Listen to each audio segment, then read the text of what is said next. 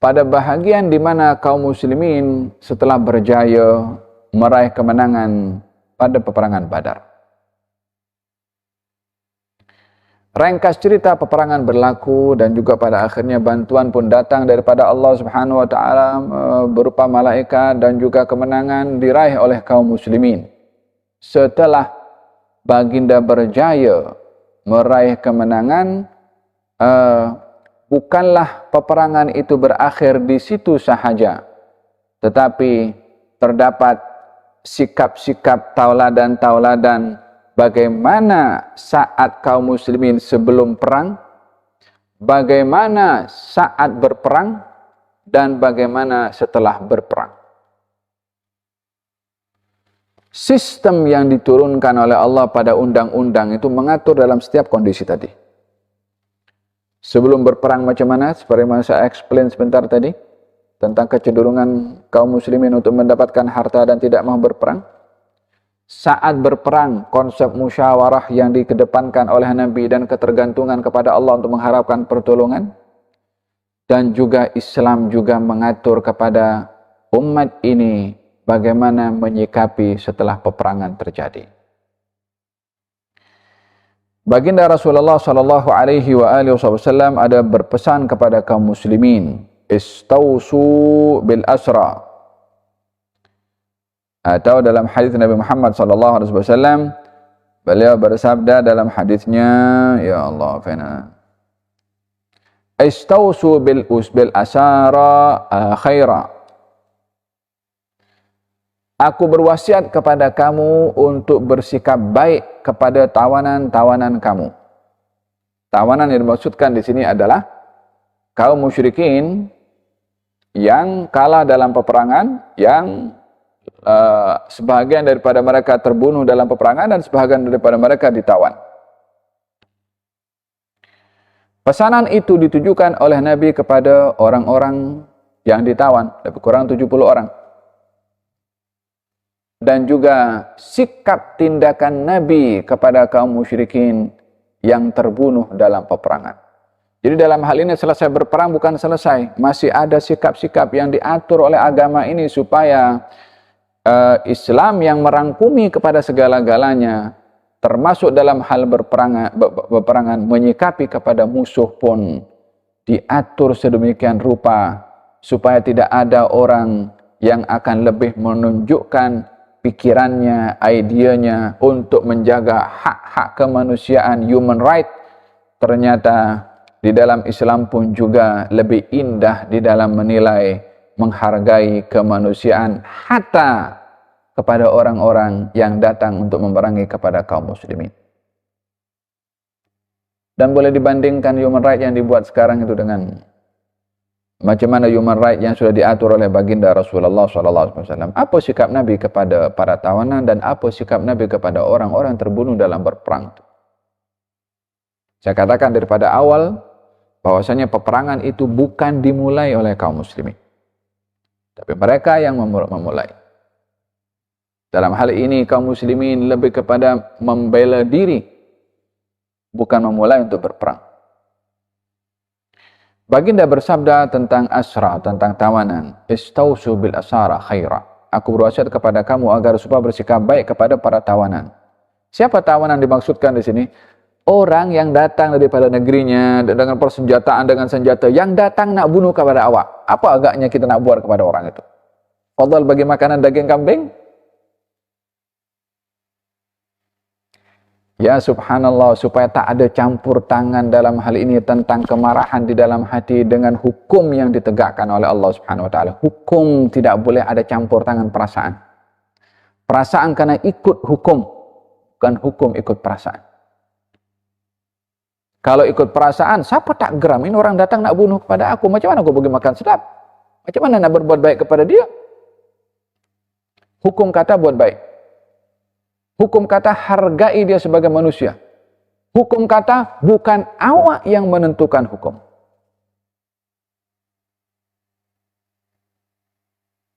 Hukum kata ini undang-undang Tuhan. Bukan parlemen, bukan manusia punya idea, bukan. Hukum Tuhan kata istausu bil asyara khair. Berbuat baiklah kamu kepada tawanan. Datang arahan daripada wahyu, baru dibuat sistem. Jadi sistem itu wujud setelah adanya wahyu. Maka dalam hal ini baginda Rasulullah sallallahu alaihi wasallam mengingatkan di antaranya sikap yang terjadi antara kaum muslimin dengan para tawanan, termasuk Nabi sallallahu alaihi wasallam dengan salah seorang tawanan. Nabi create satu lajnah, komite, kementerian untuk menguruskan tentang tawanan. Nabi panggil meeting. Macam mana kita nak buat dengan tawanan ni? Dah pernah dah selesai dah? Tapi belum selesai sampai penyelesaian penghujungnya. Macam mana kita nak buat? Satu mengatakan, Sayyidina Abu Bakar mengatakan, ya Rasulullah, baik tawanan-tawanan ini dijadikan tebusan. Kata Sayyidina Umar, baik kita bunuh. Antara dua kelompok, antara tebusan dan antara dibunuh. Nabi lebih cenderung kepada tebusan.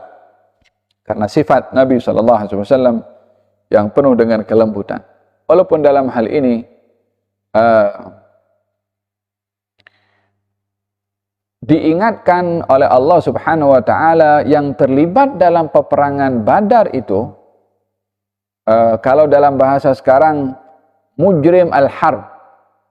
Apa dia punya bahasanya kalau mujrim al-harb, dalam penjenayah perang. Lebih kurang macam tu.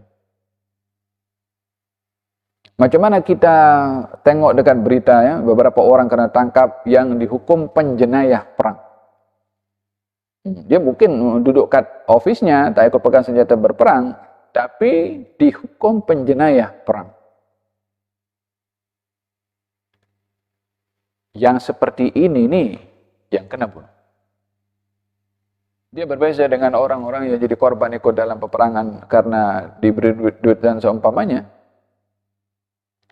Maka diingatkan oleh Allah Subhanahu wa taala, walaupun tidak disalahkan untuk mengambil tebusan, akan tetapi mengambil tindakan tegas kepada orang-orang yang menjadi sebab peperangan atau penjenayah perang untuk dihukum bunuh, supaya tidak ada sesiapa yang mengulangi perbuatan untuk menjadi penjenayah dalam peperangan. Maka pada waktu itu berjalan juga tebusan. Di antara orang yang ditebus adalah bapa saudara Nabi Muhammad SAW, Abbas bin Abdul Muttalib. Ya subhanallah, bagaimana ini undang-undang ini sistem, tidak pilih kasih. Tidak melihat, oh ini pak saudara Nabi, oh ini masih. Hukum. Nabi bersabda, umat terdahulu dibinasakan oleh Allah Subhanahu wa taala disebabkan oleh kerana kalau yang berbuat jenayah itu daripada orang-orang bangsawan, hukum tidak ditegakkan, hukum tetap hukum pejam mata. Tapi kalau yang berbuat orang-orang bawahan, baru hukum ditegakkan. Dibinasakan oleh Allah Subhanahu wa taala. Adil mesti kepada semua. Abbas bin Abdul Muttalib datang kepada Rasulullah mengatakan, ya Rasulullah, macam mana saya nak tebus diri saya sementara saya orang Islam? Memang pun Abbas itu ketika berada di Mekah menyembunyikan Islamnya, karena kalau dizahirkan kaum musyrikin akan seksa, akan sakiti kepada Abbas. Maka Abbas menyembunyikan Islamnya dan Nabi tahu. Oleh sebab itu sebelum berperang Nabi berpesan, kalau kamu jumpa Abbas jangan bunuh dia, sebab Nabi tahu dia sudah Islam. Tetapi oleh kerana berada dalam saf kaum musyrikin kena tangkap, maka dalam hal ini hukum secara zahir hukum tawanan. Kata Abbas, aku sudah Muslim. Macam mana engkau nak ambil daripada harta daripada aku sementara aku adalah orang Islam? Kata baginda Rasulullah, Islam kamu yang kamu sembunyikan antara kamu dengan Allah. Dan kalau betul yang kamu katakan kamu sudah Islam pun dan kamu masih juga bayar sebagai ganti rugi tebusan, maka Allah akan menggantikan kepada engkau yang lebih baik daripada apa yang engkau berikan sebagai tebusan untuk dirimu. Kata Abbas mengatakan, ya Rasulullah, manalah saya ada duit untuk tebus diri saya? Nak bagi tahu Abbas tak punya duit. Kata Nabi, Lepas tu yang kau cakap dengan isteri engkau kat rumah tu supaya disimpan duit, simpan bawah tanah, bagi tahu kalau aku terbunuh dalam peperangan ini, maka simpanan duit ini untuk engkau guna untuk keperluan. Oh, Nabi pun tahu. Kata Abbas bin Abdul Muttalib, ya Rasulullah, demi Allah aku dah yakin engkau adalah Rasulullah. Sebelum ini aku ketika buat, Abbas ada duit simpan di dalam rumahnya di bawah tanah, tak ada orang tahu kecuali dia dan istrinya saja. Tapi Nabi boleh tahu.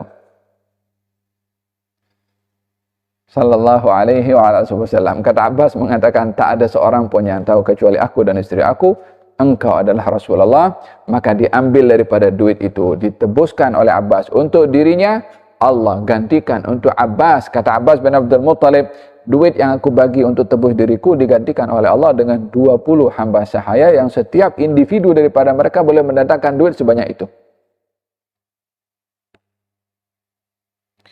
Adil di dalam hukum. Salah seorang yang ditawan bernama Amr bin Suhail atau Suhail bin Amr. Suhail bin Amr. Suhail bin Amr termasuk orang yang provok kaum musyrikin untuk maju berperang melawan kepada kaum muslimin. Yakni dalam peperangan tu macam ada orang yang boleh bangkitkan semangat, api kemarahan dan keberanian untuk berperang. Suhail bin Amr salah seorang yang pakar dalam hal ini, champion dalam hal ini untuk provok. Kata Sayyidina Umar bin Khattab mengatakan kepada baginda Rasulullah, ya Rasulullah, izinkan aku cabut gigi orang ini supaya tak khutbah lagi. Kata Sayyidina Umar bin Khattab, izinkan aku cabut gigi orang ini supaya tak lagi dia berceramah untuk membangkitkan api kemarahan kepada kami. Nabi halang Sayyidina Umar untuk berbuat demikian. Kata baginda Rasulullah mengatakan, asa an yaquma maqaman la tadhumuhu. Umar, satu hari engkau akan nampak dia berada dalam keadaan yang engkau tak akan caci dia macam mana engkau caci dia sekarang. Ya subhanallah, Nabi melihat kepada al-ma'al, yakni melihat kepada hadapan yang diberitahukan oleh Allah Subhanahu wa taala, bagaimana seorang dalam mengambil sikap tidak hanya melihat kepada yang di hadapan saja, melainkan melihat kepada yang akibat, resiko, apa yang akan berlaku di masa akan datang. Ini Suhail bin Amr yang pada ketika itu termasuk orang yang provok. Dia pada akhir-akhir kehidupan Rasulullah pada Haji Wada, dia termasuk orang yang sudah memeluk agama Islam dan juga berebut untuk mengambil rambut Nabi SAW untuk dijadikan simpanan dan diambil barakah. Suhail bin Amr ini yang provok, yang kasih api kemarahan kepada kaum musyrikin untuk berperang kepada kaum muslimin, yang benci kepada kaum muslimin, yang termasuk orang yang menjadi juru runding dalam Sulhul Hudaybiyah, yang tak mahu tulis nama Rasulullah. Akhirnya dia pun juga termasuk orang yang berebut untuk mengambil rambut Nabi Muhammad SAW. Ya subhanallah, siapa boleh jamin seseorang yang kita nampak hari ini teruk sangat akan jadi teruk sampai akhir hayatnya? Siapa yang boleh jamin orang yang hari nampak elok sampai akhir hayat? Tak ada siapa boleh jamin. Oleh sebab itu, janganlah pandang rendah kepada sesiapa. Di antara mereka para tawanan namanya Abu Izzah Al-Jumahi. Katanya mengatakan kepada Rasulullah, ya Rasulullah, saya ini orang susah, orang miskin, dan kamu tahu aku tak punya apa-apa untuk ditebuskan. Kata Nabi, kau bebas. La dipungut tebusan walapah, dibebaskan begitu saja. Sebahagian daripada mereka kaum musyrikin yang ditawan, ada yang dijadikan tebusannya bukan berupa duit, tetapi berupa ilmu, menulis dan membaca. untuk diajarkan kepada anak-anak kaum muslimin atau kepada kaum muslimin supaya pandai membaca dan pandai menulis. Maka dijadikan tebusan bagi mereka bila berjaya mengajar 10 orang membaca, menulis, itulah tebusannya untuk dibebaskan. Dan ada di antara mereka yang penjenayah dalam peperangan yang dibunuh. Dengan demikian, hukum kepada mereka orang-orang yang ditawan itu antara yang dibebaskan tanpa tebusan, ada yang ditebus, ada yang tebusannya berupa harta, ada yang tebusannya untuk mengajar, dan ada yang dibunuh bergantung kepada kesalahan, dan ini adalah merujuk kepada hukum hakam dan kebijaksanaan pemimpin yang memimpin kaum muslimin pada ketika itu. Seorang tawanan bernama Abu Aziz bercerita. Katanya saya ditawan oleh salah seorang. Ini ceritanya Abu Aziz. Katanya bila menghidangkan makanan, mereka berikan kepada kami makanan yang sedap dan mereka cukup dengan makan korma sahaja. Yani kalau ada korma dengan gandum. Untuk kecukupan itu ialah makan korma dengan gandum ini, kalau nak dikatakan makan adalah makan gandum. Korma itu ya ini macam pembuka lah. Kalau ada korma dengan gandum, dia beri aku gandum, roti itu, kormanya dimakan oleh dia. Padahal untuk dapatkan kenyang itu lebih kepada makan roti berbandingan kepada korma. Katanya mereka itu berbuat demikian kepada aku. Abu Aziz ini saudaranya daripada siapa namanya Mus'ab ibn Umair. Termasuk orang-orang yang ditawan. Tawanan diberi makanan yang lebih sedap berbandingkan kepada yang menawan. Ini ada dalam human rights yang tangkap kaum muslimin di beberapa negara dalam peperangan yang dimasukkan dalam penjara, diseksa, ditelanjangi dan tidak dihargai sebagai manusia. Bahkan kalau dilihat sebagai binatang pun masih perlu diberikan perhatian kepada binatang akan haknya sebagai binatang, apatah lagi sebagai manusia. Negara yang promote sebagai polisi dunia, negara yang promote tentang kebebasan, negara yang promote tentang hak-hak manusia, negara yang sama menodai kehormatan manusia. Negara yang memperjuangkan human rights, negara yang sama yang dia menodai kehormatan manusia. Human rights kadzabin.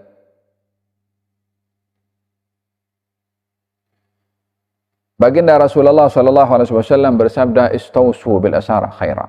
Aku wasiat kepada engkau untuk berbuat baik kepada tawanan. Tawanan-tawanan yang ditawan di antaranya kalau terbelah itu roti dua, satu besar, satu kecil, yang besar diberikan kepada tawanan. Yang kesemua itu menjadi sebab kepada Abu Aziz yang ditangkap tadi memeluk kepada agama Islam, melihat kepada sikap kaum muslimin yang patuh kepada hukum hakam dan sistem yang telah disampaikan dan taklimat yang disampaikan oleh Nabi Muhammad sallallahu alaihi wa ala alihi wa sahbihi wasallam.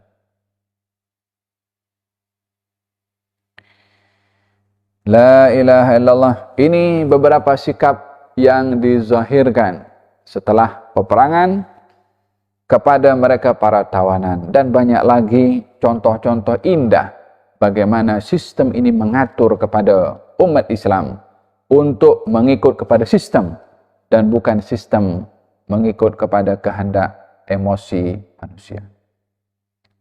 Yang ada zaman sekarang ini, dia pikir undang-undang ini macam mana supaya undang-undang ini bela aku.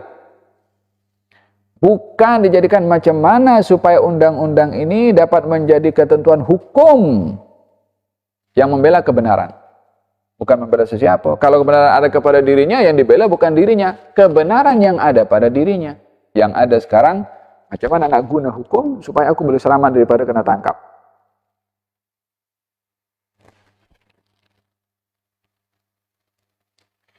La ilaha illallah. Ini baru kepada tawanan. Adapun kepada mereka yang terbunuh dalam peperangan Badar daripada kalangan kaum musyrikin, baginda bersabda kepada kaum muslimin, Jangan kamu biarkan mayat-mayat mereka ini dimakan oleh binatang pemakan bangkai.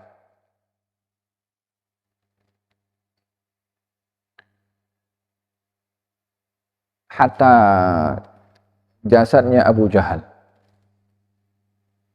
yang sedemikian permusuhannya dengan baginda Rasulullah.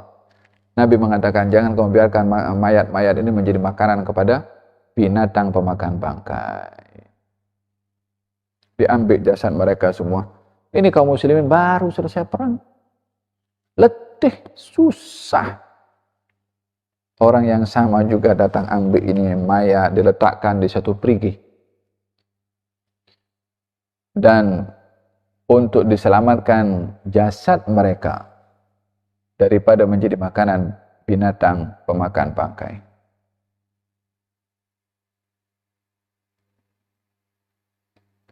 Ya, Islam ini agama yang rahmah hatta dalam perang.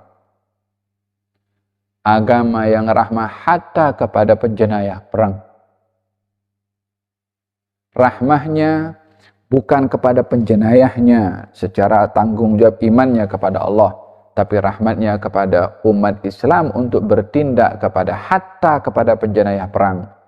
Tidaklah mengikut kepada emosi belaka, tetapi kepada sistem yang ditetapkan oleh peraturan dan undang-undang dalam Islam.